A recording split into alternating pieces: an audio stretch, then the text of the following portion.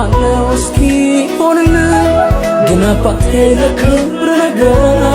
በልውና ውሎ ለማደር ቸኮልብ ልቤን ያገኘ እንዴት ኢየሱስ ያዘ ናፍቆቴን ሁሌ አብሮቴ አንተን ማየት በጉጉቴ ቸኮለብኝ ልቤን ያገኘ